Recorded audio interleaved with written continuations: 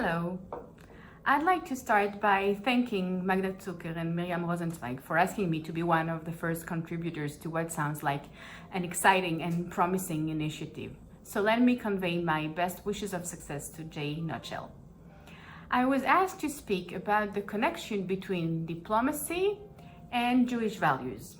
Is there a connection between the two? As a good Jewish person, I won't give you an answer right now, but I'd like to make an introduction to the subject by asking you first another question. Should there be a connection between these two? In other words, should there be a connection between Israeli diplomacy and Jewish values? How was defined the State of Israel? It is a Jewish and democratic state. So on the one hand, the Jewishness of the State of Israel is the core of its identity, its definition, its raison d'être. So nothing more natural than to base its foreign policy and diplomacy on Jewish values. Easy. Well, no, not that easy, because being a democratic state means that the state is not a theocracy. And you could argue that it doesn't have to be based on religious values. Well, that provocative introduction was just to give you a rough idea of the complexity of these questions of definition and identity. Now, getting back to the question, and in order to evaluate if there is such a connection and to analyze it, we have to understand the definition of each of these terms. The first one being diplomacy. It is generally defined as the art and practice of conducting negotiations between nations, meaning to use peaceful ways in order to avoid wars and in order to resolve international conflicts. But is diplomacy interest-based or value-based? There is a feeling in the general opinion that countries are mainly driven by interests, and therefore their diplomacy is solely interest-based. Countries have interests to protect, that is true, but these interests are being protected according to some sets of values that make some countries closer to others. In diplomatic language, when talking about countries that share the same values, we speak about like-minded countries. So, diplomacy is partly based on values, and the State of Israel is a Jewish state. Therefore, Israeli diplomacy should partly be based on Jewish values. Yes, that's the answer, because there is actually a connection between these two concepts, and I would like now to give you a few examples of that. The concept of peace, for instance, is part of the definition of diplomacy. As we've seen before, diplomacy is the art of avoiding conflicts, therefore of maintaining or bringing peace between two entities or more. In the Israeli diplomatic context, it is obvious that the notion of peace has been central to its activities since the creation of the State of Israel in 1948. And in Judaism as well, peace is a concept that has been essential to its values for thousands of years. The notion of peace, shalom in Hebrew, being a crucial value that has to be achieved as individuals and as a people. And I'll quote from Psalms, Bakesh Shalom Veratfehu, Miteilim Lamed Daled. In English, it's translated as seek peace and pursue it. So, and it's just one occurrence in our sources that talks about peace as a central concept.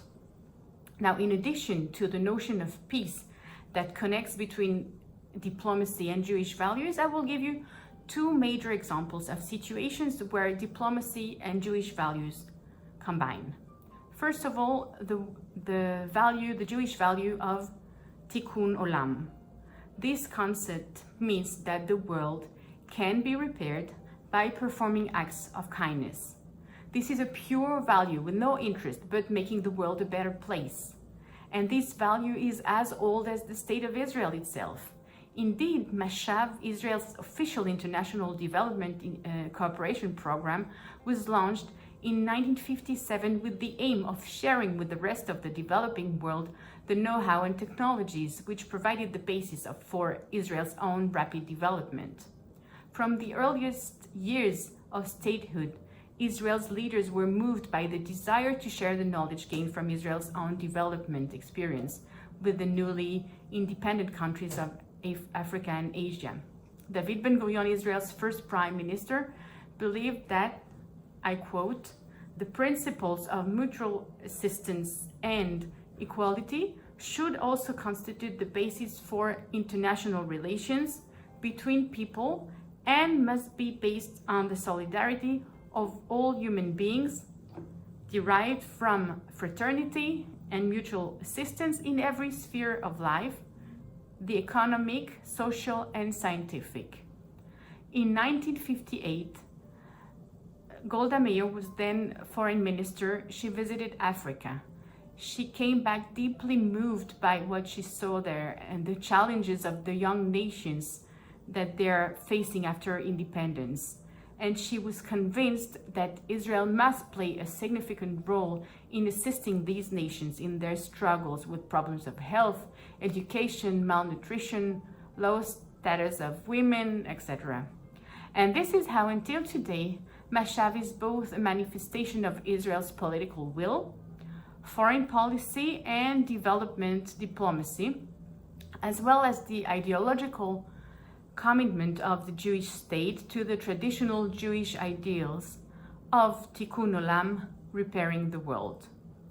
Speaking of Tikkun Olam, Israel's stand is not being expressed only through Mashav, its international aid branch, but also by Israel's activities in the United Nations.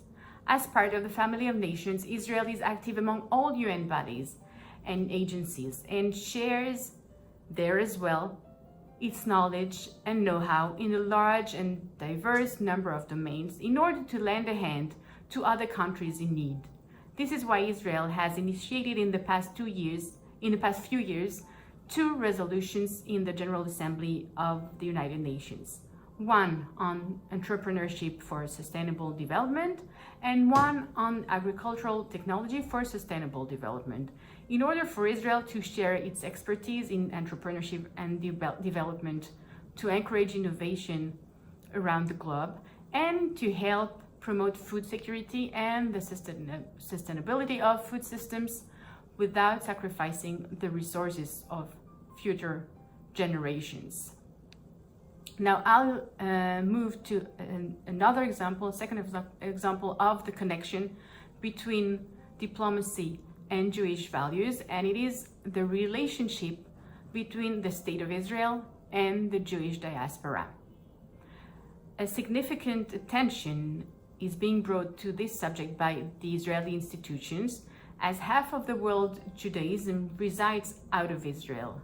The Jewish value of solidarity is essential in the relationship between Israel and the diaspora, and it goes both ways. What is interesting to follow is that a shift has been made since the early years of the State of Israel, when most of the support came from abroad to the young and fragile state. With the years passing by, the State of Israel got stronger and more resilient, but some Jewish communities in various places in the world became more vulnerable and more in need of support. And of course, the State of Israel, through its Ministry of Foreign Affairs and its embassies worldwide, stood by the communities in need wherever and whenever it was relevant. And this is done until nowadays. Thank you very much for your attention. And again, I wish the best of success to J. Nutshell.